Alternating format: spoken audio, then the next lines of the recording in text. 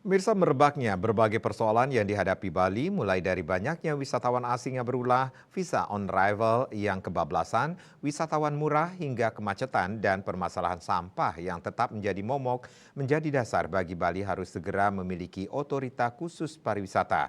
Otorita khusus pariwisata Bali menjadikan pemerintah Bali secara legal memiliki landasan hukum yang kuat untuk mengatur tata niaga pariwisata dari hulu ke hilir berbasis kearifan lokal Bali.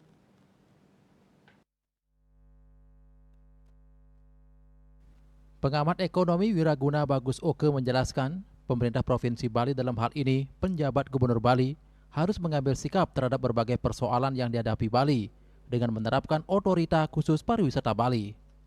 Urgensi penerapan otorita khusus pariwisata Bali berbasis 3 pilar, diantaranya keimigrasian, pengelolaan bandara maupun pelabuhan laut, dan investasi yang masuk ke Bali juga harus dikelola oleh pemerintah Provinsi Bali dengan mewajibkan kepada setiap investor untuk menempatkan dananya di bank lokal sehingga dana tersebut bisa digunakan sebesar-besarnya untuk perekonomian Bali.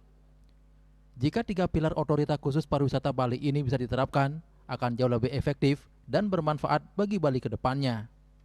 Kalau kita menerapkan otorita khusus pariwisata Bali yang berbasis 3 pilar, yaitu keimigrasian, pengelolaan bandara atau pelabuhan laut, dan yang ketiga adalah investasi yang harus berorientasi di penempatan di bank-bank lokal.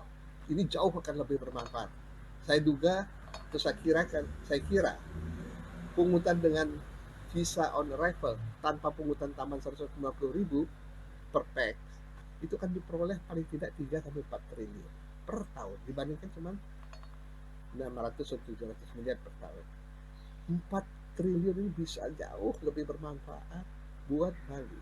Nah, kenapa ini harus diperjuangkan? Mumpung Bali saat ini dipimpin oleh pejabat gubernur yang kebetulan orang Bali yang mengerti dan memahami local wisdom Bali. Apalagi sudah terbukti Bali yang paling terpuruk akibat pandemi karena Bali tidak punya sumber daya alam dibandingkan daerah lain.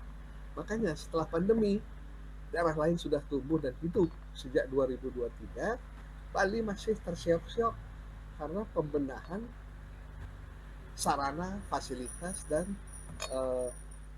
tempat-tempat yang terdampak oleh pandemi tersebut yang memerlukan modal besar.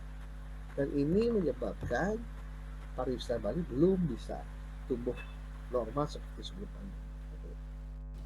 Pemerintah Provinsi Bali dalam hal ini, penjabat Gubernur Bali, diharapkan dapat mengeluarkan kebijakan otoritas khusus pariwisata Bali, mengingat penjabat Gubernur Bali merupakan perpanjangan tangan dari Menteri Dalam Negeri, sehingga dinilai bisa mengambil langkah-langkah strategis dengan mengupayakan penerapan otorita khusus pariwisata Bali. Apabila otorita khusus pariwisata Bali ini dapat diterapkan, dinilai akan lebih efektif dan bermanfaat bagi perekonomian di Bali ke depannya. Sukma, Bali TV.